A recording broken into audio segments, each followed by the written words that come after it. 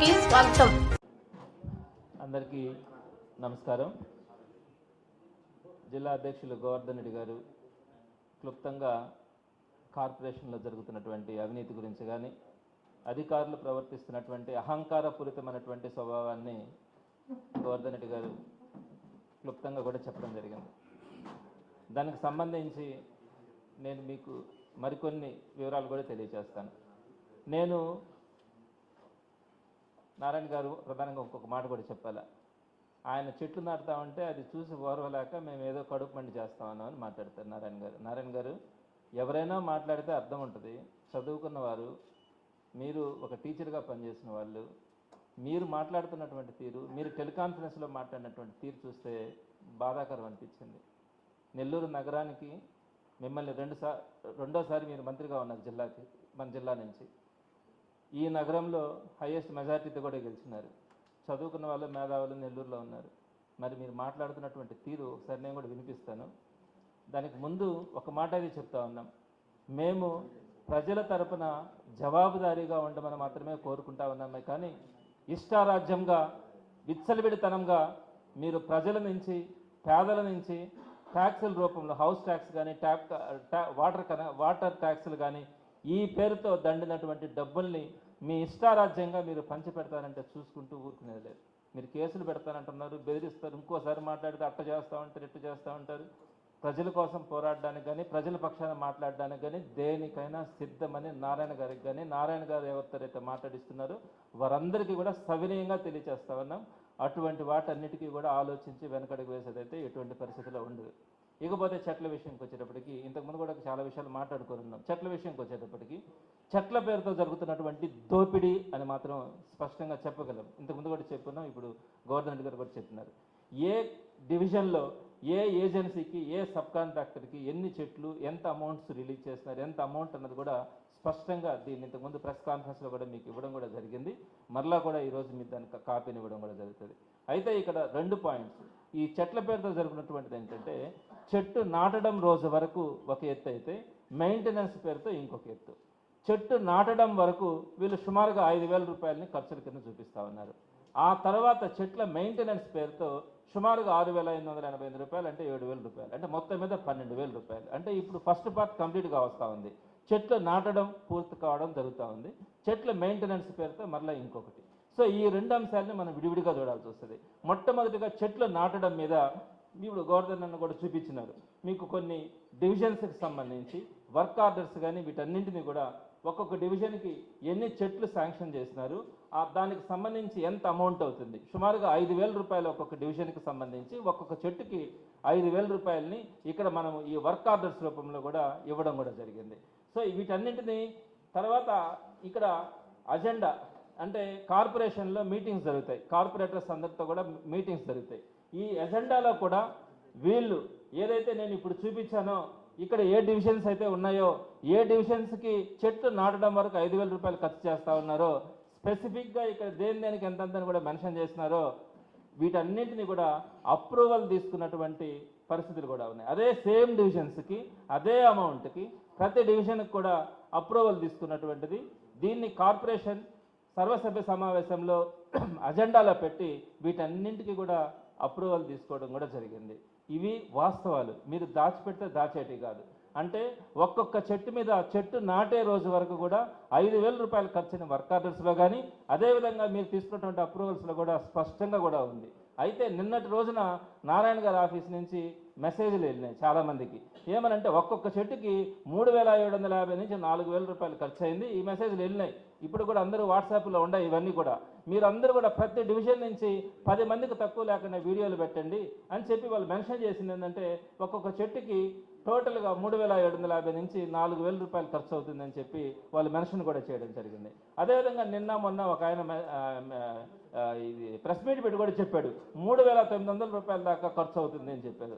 ఆయన మాటల్లోనే ఇంకోటి కూడా చెప్పారు. ఏమని చెప్పారంటే, మేము 14,800 చెట్లు నాటుతా ఉన్నాము, దానికి సంబంధించి 8,20,00,000 రూపాయలు ఖర్చు అవుతా ఉంది అని చెప్పారు. అంటే ఆయన మాటల ప్రకారమే కనుక 8,20,00,000 బై 14,800 చెట్లు కనుక వేసుకుంటే 5,540 రూపాయలు ఒక్కొక్క చెట్టు మీద ఖర్చు అయ్యేటువంటి పరిస్థితి ఉంది. అంటే అప్రూవల్ తీసుకునిందేమో 5,000కి, ఆ తర్వాత ఏమో వీళ్ళేమో 3,750 4,000 మధ్యలో అంటారు, ఆయనేమో 3,900 అంటారు. మరి అదే ప్రెస్ మీట్లో 14,800 చెట్లకి 8,20,00,000 ఖర్చు అవుతుందని చెప్పారు. అంటే 5,540 రూపాయలు ఖర్చు అవుతుందని చెప్పారు.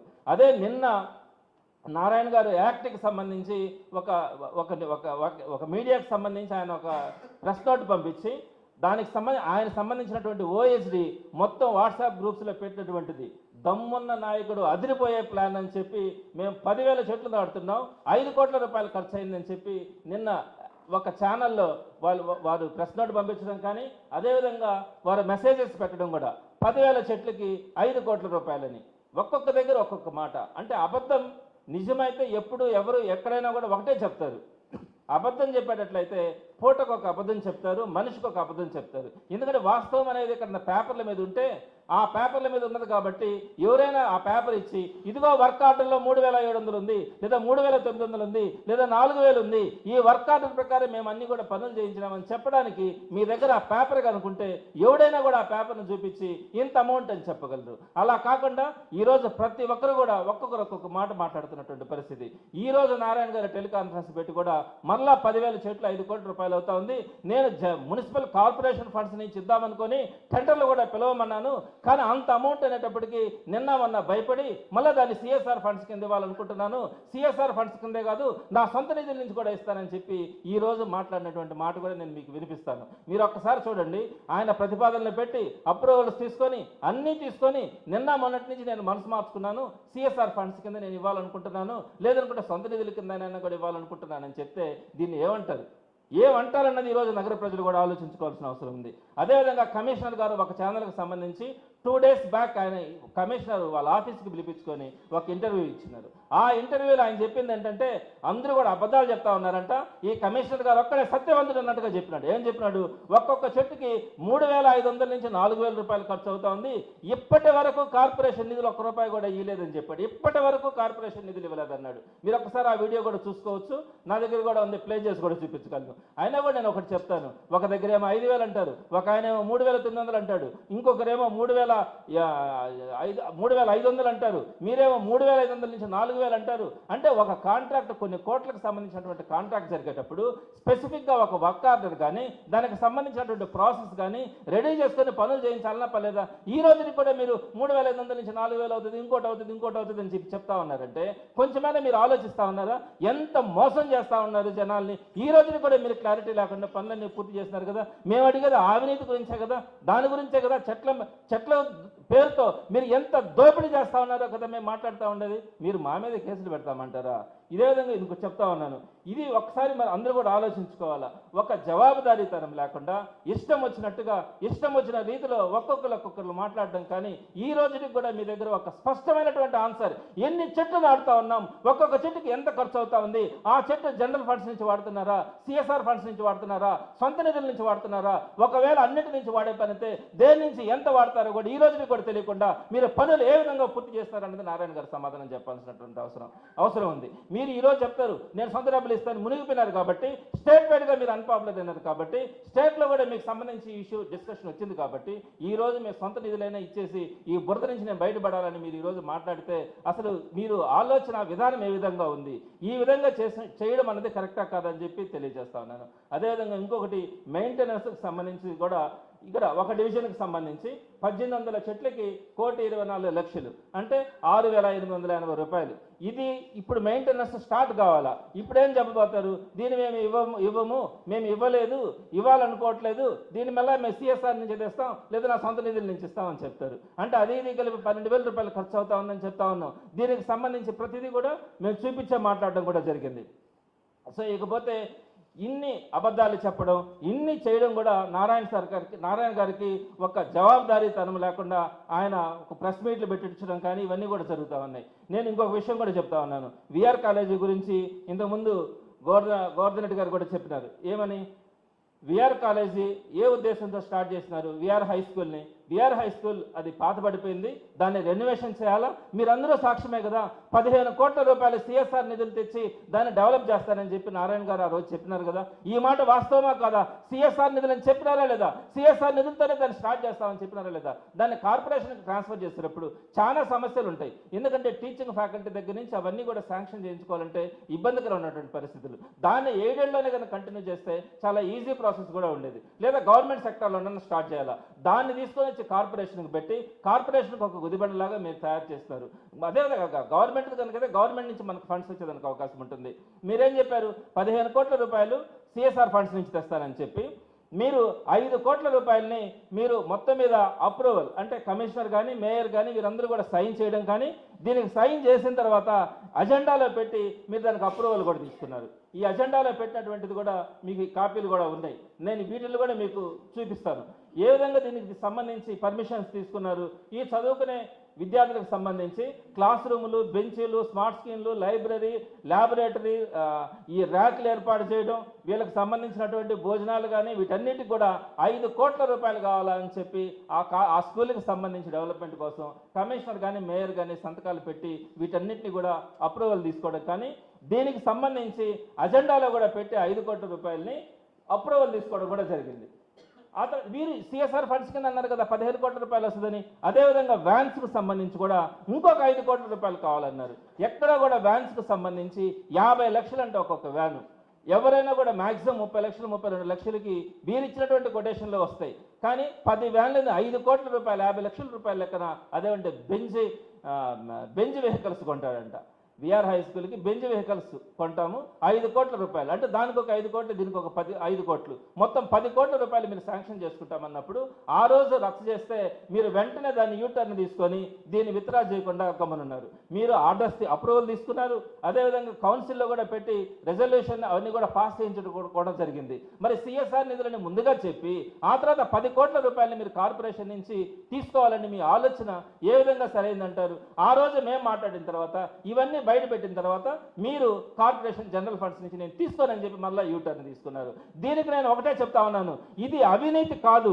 అవినీతి కంటే పెద్ద పదం వాడాల్సినటువంటి అవసరం ఉంది. ఇది ఆర్థిక కుట్ర, ఫైనాన్షియల్ ఇది ఆర్థిక కుట్రని మాత్రం ఈరోజు అందరికీ కూడా అర్థమవుతుంది. ఫైనాన్షియల్ కాన్స్పిరసీ అవినీతితో సరిపోదు. దీనికి సంబంధించి చీటింగ్ అని కూడా అనొచ్చు, అదేవిధంగా థెఫ్టింగ్ అని కూడా అనొచ్చు. ఎందుకంటే అక్కడ సంబంధించి మీరు దోబుజ్లాట ఆడడం, అన్నీ కూడా రెజల్యూషన్స్ కానీ అప్రూవల్స్ కానీ అన్నీ తీసిపెట్టుకోవడం, గొడవ కనుక జరిగితే నేను సిఎస్ఆర్ ఫండ్స్ నుంచి సొంత నిధులు ఇస్తానని చెప్పడం, లేదనుకుంటే దాంట్లో నుంచే డ్రా చేసి వాడుకోవడం. దీన్ని ఏమంటారు? ఇది అవినీతి కూడా కాదు. అవినీతి అంటే 10 రూపాయలు ఖర్చు అయ్యే దగ్గర 20 రూపాయలు వాడుకొని ఆ 10 రూపాయలను అవినీతి చేస్తే దాన్ని అవినీతి అంటారు. కానీ ఈ విధంగా కాన్స్పిరసీ, కుట్ర, దీని వెనుక కుట్ర ఉంది. ప్రతి దాంట్లో కూడా ఇదే విధమైనటువంటి అంశాలు ఉన్నాయి. ఈ విషయాన్ని మేము మీ ముందుకు తీసుకొని వస్తా ఉన్నాం.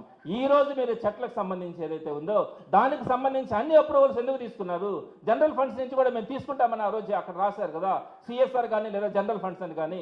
మరి ఈ రోజు మీరు యూటర్న్ తీసుకొని అంత కాదంటారు, ఇన్ని చెట్లు కాదంటారు, జనరల్ ఫండ్స్ నుంచి అసలు వద్దంటారు, సిఎస్ఆర్ని అంటారు, సిఎస్ఆర్ కూడా కాదు నా సొంత నిధులు అంటారు. రోజుకొక మాట మాట్లాడడానికి ఇది మన సొంత వ్యవహారం అయితే మాట్లాడచ్చు. అంతేగాని మనం ఒక బాధ్యతాయుతమైనటువంటి పదవిలో ఉన్నప్పుడు, మనం సమాధానం చెప్పాల్సినటువంటి పరిస్థితిలో ఉన్నప్పుడు మీరు రోజుకొక మాట, పూటకొక మాట మీరు కానీ మీ వ్యక్తుల దగ్గర కానీ మాట్లాడించడం అనేది ఎంత ప్రమాదమో ఈ ప్రజాస్వామ్యానికి మీరు ఒకసారి ఆలోచించుకోవాల్సినటువంటి అవసరం అయితే ఉంది.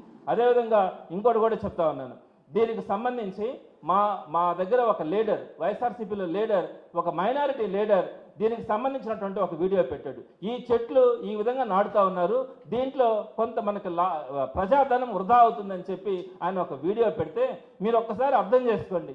ఈరోజు నెల్లూరులో ఎటువంటి పరిస్థితుల్లో మనం ఉన్నాము, ఎలాంటి పరిస్థితులు ఉన్నాయి, గతంలో ఎప్పుడూ లేనటువంటి పరిస్థితుల్ని ఈరోజు మనం చవిచూస్తా ఉన్నాం అనే బాధ కలుగుతూ ఉంది. ఆ మైనారిటీ లీడర్ ఒక పోస్ట్ పెడితే 1 టౌన్ పోలీస్ స్టేషన్కి పిలిపించి స్వయంగా అతన్ని పిలిపించి కూర్చొని పెట్టి ఆ వీడియోని డిలీట్ చేసి బయట పొమ్మని చెప్పి రాత్రి 10 గంటలప్పుడు అక్కడ కూర్చొని పెట్టి ఆ వీడియోని నాకు ప్రెషర్ ఉంది, పైనుంచి నాకు ఒత్తిడి వస్తుంది, ముందు ఆ వీడియోని డిలీట్ చేయమని చెప్పి ఆ వీడియోని డిలీట్ చేసి అతన్ని రాత్రి 10-10:30 గంటల్లో పోలీస్ స్టేషన్ నుంచి బయటికి పంపించినటువంటి పరిస్థితి. అదే తర్వాత రోజు మీరు సుమారుగా డివిజన్కి 10 మంది లెక్కన సుమారుగా నెల్లూరు సిటీ కాన్స్టిట్యున్సీలో 200 మందితో వీడియోలు పెట్టించినారు. మా మీద మమ్మల్ని తిట్టించారు, నోటుకు వచ్చినట్టు మాట్లాడించారు. మీ మీద ఒక్క వీడియో పెడితే అసలు పోలీసులకి ఏం పని? నేను పోలీసులను తప్పు పట్టట్లా, పోలీసుల గురించి మనం ఏం మాట్లాడలేము. ఎందుకంటే వీళ్ళు రెడ్ బుక్ రాజ్యాంగంలో వీరు చెప్పినటువంటి ఆదేశాలు కనుక ఆ పోలీస్ స్టేషన్లో కానీ ఎవరైనా కనుక పాటించకపోతే ఎటువంటి పరిస్థితులు ఉంటాయో వారందరికీ తెలుసు. కాబట్టి తప్పనిసరి పరిస్థితుల్లో వాళ్ళు పాపం అనుభవిస్తూ ఉన్నారే. కానీ మీరు ఏ విధంగా ఒత్తిడి చేస్తారు? ఒక్క వీడియో ఒక వైఎస్ఆర్సీపీ లీడర్ పెడితే ఆ లీడర్ని తీసుకొని వచ్చి స్టేషన్లో కూర్చొని పెట్టి ఆ వీడియోని డిలీట్ చేసిన తర్వాత మీరు బయట పంపించేదాకా అతన్ని చిత్రహింసలు పడేటట్టుగా మాట్లాడుతూ ఉన్నారంటే ఈ రోజు నెల్లూరులో ఎట్లాంటి చీకటి రోజులు ఉన్నాయన్నది మనం అందరూ కూడా అర్థం చేసుకోవాల్సినటువంటి పరిస్థితి. ఈ రోజు కనుక చదువుకున్న వాళ్ళు కానీ మేధావులు కానీ మనం కనుక కళ్ళు తెరవకపోతే ఇక్కడ నెల్లూరులో జరుగుతున్నటువంటి ఇటువంటి ప్రజాస్వామ్యం ఎక్కడ కూడా జరిగేటువంటి పరిస్థితి లేదు. ఇంకా దారుణమైనటువంటి పరిస్థితులను కూడా మనం చూసే పరిస్థితి ఉంటాం. కాబట్టి ఈరోజు అందరూ కూడా ఆలోచించాలా. అయితే నేను ఇంకోటి కూడా చెప్తున్నాను, ఏదైతే ఆ మైనారిటీ లీడర్ని బెదిరించారో బయట వచ్చి మళ్ళీ నాకు ఆ రాత్రి 11 గంటలప్పుడు ఫోన్ చేశాడు. సార్ వాళ్ళు ఈ విధంగా నా ఫోన్ లాక్కొని వీడియోని డిలీట్ చేసినారు, అయినా కూడా నేనేం భయపడను సార్, రేపటి నుంచి మళ్ళీ ఇంకొన్నైనా వీడియోలు పెట్టగలను, లేదా మీరు ఏదైనా కాన్సెప్ట్ ఇస్తే ఆ కాన్సెప్ట్ మీద కూడా నేను వీడియోలు తయారు చేసి పెడతాను, కానీ వీళ్ళ భయాలకి ఎవరు కూడా భయపడని చెప్పినారు. అదే వైఎస్ఆర్సీపీ లీడర్ జగన్మోహన్ రెడ్డి గారి నాయకత్వంలో ప్రతి ఒక్కరు పనిచేసే తీరు కూడా ఆ విధంగా ఉంటుందని ఈ రోజు మీరు ఆలోచించుకోవాలా. నారాయణ గారికి తెలియదు పాపం, ప్రతిపక్షంలో ఆయన ఎప్పుడైనా పనిచేస్తుంటే ప్రజల బాధలు తెలుసుకునేటి, ప్రజలతో కనుక ఆయన నలిగి ఉంటే ప్రజల బాధలు తెలుసుకునే పరిస్థితి కనుక ఆయనకు ఉండుంటే ఆయనకి ఈరోజు ఈ విధంగా మాట్లాడు, మేము ప్రజల పక్షాన్ని మాట్లాడతామంటే మా మీద కేసులు పెడతారంట. పెట్టండి, ఎవ్వరు కూడా మీ భయాలకు భయపడే పరిస్థితి కూడా ఉండదని చెప్పి తెలియజేస్తా ఉన్నాను. అదేవిధంగా మీకు ఇంకొక విషయం కూడా చెప్తున్నాను, కార్పొరేషన్లో ప్రతి రూపాయి కూడా ఎంత విలువైందో మీకు తెలుసు. ఎటువంటి పరిస్థితుల్లో 200-300 రూపాయలు కూడా చిన్న చిన్న బంకులు వాళ్ళ గొంతు మీద కత్తి పెట్టి వాళ్ళ దగ్గర నుంచి ట్యాక్సులు వసూలు చేస్తే వచ్చినటువంటి డబ్బులు అవి. గవర్నమెంట్ నుంచి ఉన్నత వర్గాల నుంచి వచ్చినట్టు కాదు, పేదవాళ్ళు కట్టేటువంటి హౌస్ ట్యాక్స్, వాటర్ ట్యాక్స్ నుంచి వచ్చేటువంటి డబ్బు. ఏదైతే సిఎస్ఆర్ ఫండ్స్ కింద విఆర్ హై స్కూల్ని డెవలప్ చేస్తున్నామని చెప్పినారో దానికి ఏ విధంగా అయితే 10 కోట్లకు అప్రూవల్ చేసినా నేను చూపించినాను కదా. అదే లోకేష్ గారు అక్కడికి వస్తే లోకేష్ గారు వచ్చిన దానికి కూడా షామియానాలు వేసిన దానికి 51,41,024 రూపాయలని 51,41,024 రూపాయలని షామియానాల ఖర్చు కింద జనరల్ ఫండ్స్ కింద డ్రా చేయడానికి వీళ్ళు అప్రూవల్ తీసుకున్నారు. ఏ సంబంధం అండి కార్పొరేషన్కి? లోకేష్ గారు వస్తే మీరే చెప్తా ఉన్నారు డబ్బులు లేవని, పేదవాళ్ళ దగ్గర గొంతు మీద కత్తి పెట్టి వసూలు చేస్తూ ఉండారే. మరి ఇటువంటి దానికి 51 లక్షల రూపాయలు దాని గురించి కలెక్ట్ చేయాలన్నా మీ సంతోషాల కోసం, మీ సంబరాల కోసం కార్పొరేషన్ ఫండ్స్ని ఈ విధంగా వాడుకుంటే తప్పే లేదు. మీరు ఈ విధంగా పేదవాళ్ళ దగ్గర నుంచి దౌర్జన్యంగా వసూలు చేస్తున్నటువంటి విధానంలో ఇటువంటి దుబారా ఖర్చులు ఎందుకు పెడుతున్నారండి షామియానాలకు కూడా? అదేవిధంగా నేను ఇంకొక విషయం కూడా చెప్తా ఉన్నాను, చూడండి దోమలు ఈరోజు ఎట్లాంటి పరిస్థితుల్లో మనకు తెలుస్తూనే ఉంది. నారాయణ గారు ఏం చెప్పినారు, దోమలు లేని నెల్లూరుని నేను తయారు చేస్తానని చెప్పినారు. ఈరోజు విచ్చలవిడిగా దోమలు ఎక్కడ పడితే అక్కడ ఉన్నాయి, ఎక్కడ కూడా స్ప్రే చేసి ఆ దోమల్ని నియంత్రించే పరిస్థితిలే. కానీ ఇక్కడ మనం అందరం కూడా ఒక విషయాన్ని ఆలోచించుకోవాలా. చాలా ఆశ్చర్యం అనిపించింది, ఒక రెజల్యూషన్ కార్పొరేషన్లో పాస్ చేసినారు. ఇదేంటంటే దోమల సంతానోత్పత్తిని పర్యవేక్షించడానికి డ్రోన్స్ వాడి దోమలు ఎక్కడున్నాయి వాటిని చూసుకుని వాటి మీద స్ప్రే చేసి దోమలు చంపేస్తారంట. ఇటువంటి టెక్నాలజీ దీన్ని ఉపయోగించడానికి ఎంత అప్రూవల్ తీసుకున్నారండి? 57 లక్షలకి అప్రూవల్ తీసుకున్నారు. అంటే దీంట్లో ఏం రాసినారంటే దోమల సంతానోత్పత్తి హాట్స్పాట్లను క్షేత్రస్థాయిలో ధృవీకరించడం. ఎక్కడ దోమలు లేకుండా ప్రతి కాలంలో దోమలు ఉంటాయి, ప్రతి ఇంట్లో దోమలు ఉంటాయి. వర్తించే ప్రాంతాలలో డ్రోన్ ఆధారిత మ్యాపింగ్ మరియు లార్వా మూలాల గుర్తింపును అమలు చేయడం. ఐఓటీ ద్వారా దోమల పర్యవేక్షణ పరికరాలు మరియు ఆటోమేటెడ్ ఉచ్చులను ఏర్పాటు చేస్తారంట. దోమలకు ఏదో ఉచ్చులను తయారు చేస్తారంట డ్రోన్ ద్వారా. ఈ డ్రోన్ ద్వారా దోమలు చంపి ఎక్కడ జరుగుతాయండి? నీట్గా మాన్యువల్గా స్ప్రే చేస్తే ఎక్కడైనా కూడా దోమలు వెళ్ళిపోయే పరిస్థితి ఉంటుంది. ఆయిల్ బాల్స్ కనుక కరెక్ట్గా యూజ్ చేస్తే ఆ దోమల గుడ్లను నియంత్రించే పరిస్థితి ఉంటుంది. ఇటువంటి దోపిడీ కదా ఇది. ఏఐ టెక్నాలజీ అనే పేరు చెప్పి ఎక్కడైనా ఇండియాలో సక్సెస్ అయినటువంటి పరిస్థితులు ఉంటాయా? ఈ విధంగా డ్రా చేసి ఎక్కడ కూడా నాకు తెలిసి ఇది ఎక్స్పెరిమెంట్ చేసుకోండి, గవర్నమెంట్ డబ్బులతో చేసుకోండి. కార్పొరేషన్ జనరల్ ఫండ్స్ నుంచి సాధారణ నిధుల నుంచి సుమారుగా 57 లక్షల రూపాయలని అదేదో డ్రోన్ ద్వారా దోమలను గుర్తించి ఆ దోమలను చంపుతానని చెప్తే ప్రతి ఇంట్లో కూడా దోమలు ఉన్నాయి. ఎక్కడికి డ్రోన్లు పంపిస్తారు, ఎక్కడ చంపుతారు, ఏ విధమైనటువంటి ఇది దుబారా జరుగుతూ ఉంది? ఇదంతా కూడా మీరు ఒకసారి కూడా ఆలోచించుకోవాల్సినటువంటి అవసరం ఉంది. అదేవిధంగా నేను అనేక అంశాల గురించి కమిషనర్కి లెటర్స్ రాస్తాను. నాకు ఇన్ఫర్మేషన్ కావాలంటే ఎటువంటి పరిస్థితుల్లో కూడా కమిషనర్ సమాధానం చెప్పే పరిస్థితి కూడా లే.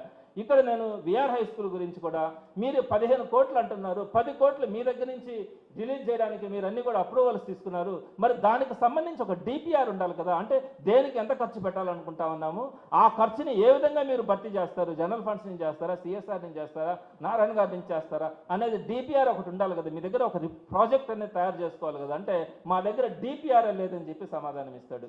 మరి ఇన్ని కోట్ల రూపాయలను ఖర్చు పెట్టేటప్పుడు మీరు ఏ డబ్బులను ఖర్చు పెడతా ఉన్నాం, దేనికి ఖర్చు పెడతా ఉన్నాం కూడా మీకు తెలియకపోతే ఈ ఆన్సర్ కూడా ఎప్పుడు ఇచ్చారు తెలుసా? నేను సంవత్సరం క్రితం అడిగి దీనికి రిమైండర్స్ పంపిస్తే కూడా ఇవ్వకంటే నేను పైన కంప్లైంట్ చేస్తే ఆ కంప్లైంట్ చేసిన లెటర్ ఆయనకు వచ్చిన తర్వాత ఆ తర్వాత నాకు వచ్చినటువంటి రిప్లై ఇచ్చిన తర్వాత ఆయన అంటాడు, మీకు వచ్చిన ఆన్సర్ సరిపోయిందా అన్నాడు. ఏముంది సార్ దాంట్లో అంటే, అవునులేండి మీరు సాటిస్ఫై గారు కదా అంటాడు. వెటకారంగా నవ్వత, ఎంత లెక్కలేని తనం అనుకోవాలా. మీరు కమిషనర్గా మీరు బాధ్యతలు నిర్వహిస్తే అందరం కూడా గౌరవిస్తాం.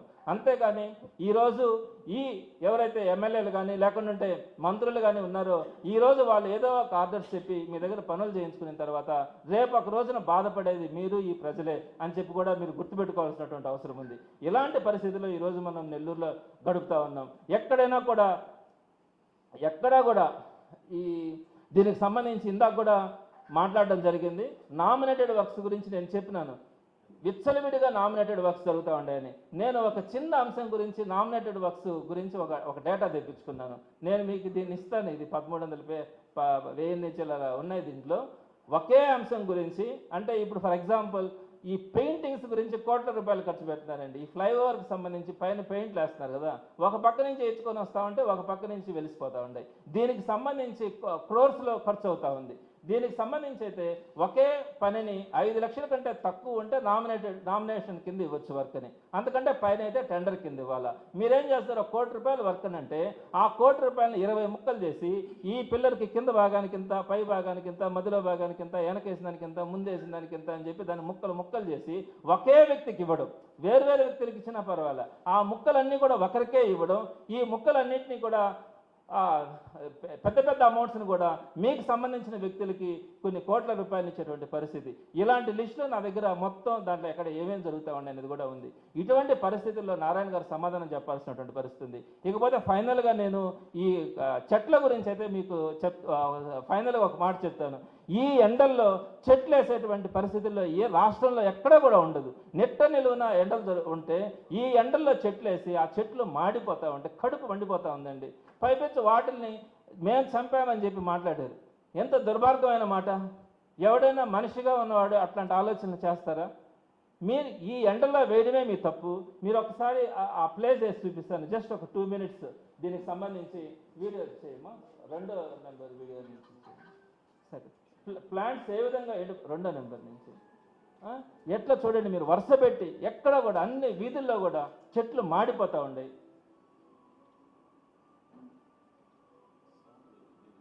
సౌండ్ పెంచు. నెక్స్ట్ రామ్జీ నగర్, ఇందాకేమో లక్ష్మీపురం, మొత్తం చూడండి చెట్లు వరుస పెట్టి చచ్చిపోయినాయి. ఇంకా మాట్లాడితే ఏమంటారు, ఎండలను కూడా మేమే పెంచినాము, ఆ ఎండల వల్ల ఇవి చచ్చిపోయినాయి అంటారు. రేపు పొద్దున దాని మీద కూడా మా మీద కేసు పెడతారు. మొత్తం చూడండి ఆ చెట్లు వరుస పెట్టి ఎక్కడా కూడా బతికినటువంటి పరిస్థితి కనిపించే చెట్ల ఎండకి సలసల మాడిపోతూ ఉన్నాయి. నెక్స్ట్ ఇంకొక వీధిలో చూడండి, ఫాస్ట్గా కూడా మూవ్ చేయొచ్చు. చెట్లు కంప్లీట్గా ఎండిపోయినాయి. నెక్స్ట్ చూడండి, ఒక్క చెట్టైనా బతుకుతూ ఉందేమో, ఇష్టం వచ్చినట్లుగా వేసి పారేసి ఎండల్లో.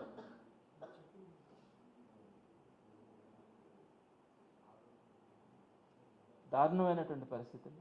కోట్ల రూపాయలని మనం ఈ విధంగా దుర్వినియోగం చేసుకోవడం. నెక్స్ట్ 6 నెంబర్లో ఫొటోస్ పెట్టము. ఇంకొక దారుణమైనటువంటి పరిస్థితి ఏంటంటే పెద్ద చెట్లు నరికేసి చిన్న చెట్లను ఈ చెట్లు వేస్తూ ఉన్నారండి. ఈ పరిస్థితులను చూస్తే కూడా నెల్లూరులో చాలా బాధాకరం అనిపించింది. 6th number పెట్టమా. 6th నెంబర్ పెట్టావా? సరే, దీంట్లో చూడండి మీరు అక్కడ రేకులు వేసుకొని ఉంటే ఆ రేకుల కింద చెట్లు వేస్తున్నారండి. ఇప్పుడు ఆ రేకులు తీసేయాలా, చెట్టు తీసేయాలన్నా అంటే ముందు పక్క ఒక 4 feet 3 feet వేసుకుంటారు కదా, అది మ్యాక్సిమం అంటే 2 feet ఉంటుంది. అట్లా కొంచెం పెంచుకుంటే దాని కింద చెట్టు వేస్తే ఇప్పుడు ఆ చెట్టు తీసేస్తారు, ఆ రేకులు తీసేయాలి. ఆ షాప్ వాళ్ళు పెట్టండి, ఇంక వరుస పెట్టి ఆ లైన్ అట్టే వేశారు. మొత్తం వాళ్ళంతా అదే విధంగా వేసుకుంటారు, చెట్లన్నీ దాని కింద వేస్తారు. ఇప్పుడు ఆ చెట్టు ఆ రేకులకు తగులుతూ ఉంది. మరి ఆ చెట్ల కింద చెట్లు వేస్తారు. పెద్ద చెట్లు ఉంటే ఆ చెట్ల కింద చెట్లు వేస్తే ఎవరిని బతుకుతాయా? మీరు నెంబర్ కోసం డబ్బులు వస్తాయని చెప్పి కక్కుర్తితో ఎక్కడ పడితే అక్కడ దోచిపారేస్తూ ఉన్నారు. కానీ మీరు ఒక్కసారైనా ఆలోచించండి, మనం చేసేది రీజనబుల్గా ఉందా లేదా అన్నది. నెక్స్ట్ చెట్లని కొట్టేసి వేయడం, నెక్స్ట్ దాంట్లోకి వెళ్ళండి.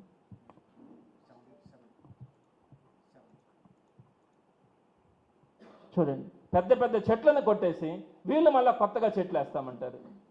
ఎన్ని చెట్లు కొట్టేస్తా ఉన్నారు ఆ విధంగా. వీళ్ళు చేసేది పాపమా, వైఎస్ఆర్సీపీ మాట్లాడేది పాపమా? చూపించండి ఆ ఫొటోస్ అన్నీ కూడా, ఎంత దారుణంగా కొట్టేస్తూ ఉంటారు వీళ్ళు. తర్వాత ఇప్పుడు నారాయణ గారి వీడియో ఒకటి చూపించాను, చిన్నది, ఒక 1 minute లోపు ఉండేది. నారాయణ గారు ఈరోజు టెలికాన్ఫరెన్స్లో మాట్లాడినటువంటి మాట.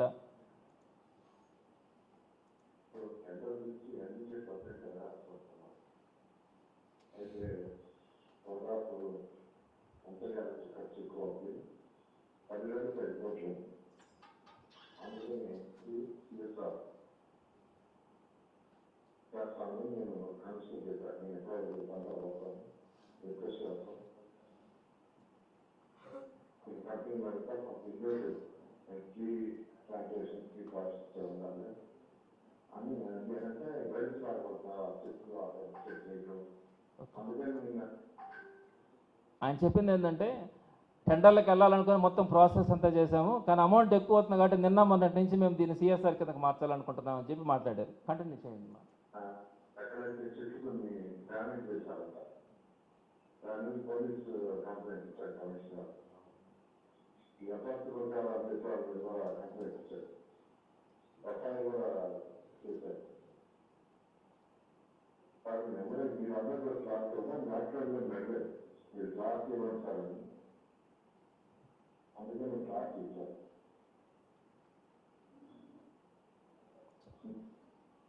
మీకు అందరికీ అర్థమై ఉంటుంది. ఆయన చెప్పింది ఏంటంటే, మా కడుపు మండి మేము ఆ చెట్లను చంపేస్తా ఉన్నామంట. ఎట్లా మాట్లాడుతున్నారండి? ఏ విధంగా మాట్లాడుతూ ఉన్నారు? ఆ చెట్లను మేము చంపుతామా? మేము ఛాలెంజ్ చేస్తూ ఉన్నామండి. మీరు అంటే కమిషనర్తో చెప్పి పోలీస్ కంప్లైంట్ ఇవ్వమని చెప్పారంట. అంటే భయపెట్టాలనుకోవడం. మీ భయాలకు భయపడతారా వైఎస్ఆర్సీపీ కార్యకర్తల నాయకులు?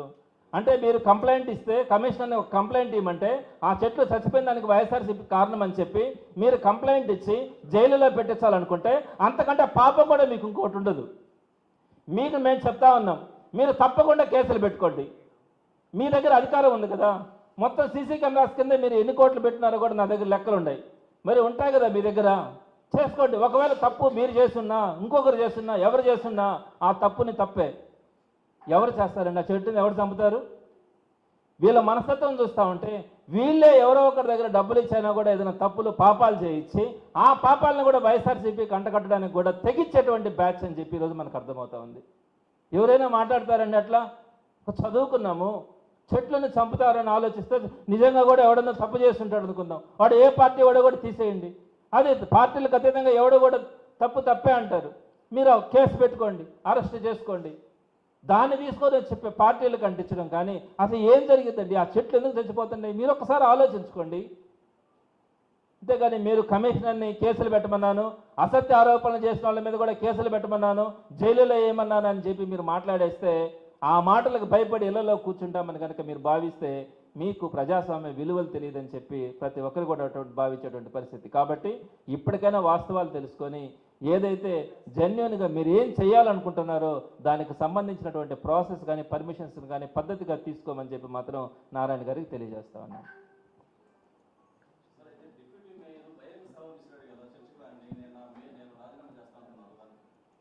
ఏం చర్చకి రావాలి? ఇప్పుడు మేము కంప్లీట్గా ఎవిడెన్సెస్ అంతా కూడా ఇస్తూ ఉన్నాము. ఆయనకి ఇంకెంత 3 నెలలు ఉందో 4 నెలలు ఉందో రాజీనామా చేయడానికి. సార్ నేను దానికి కామెంట్ చేయడం అని కాదు.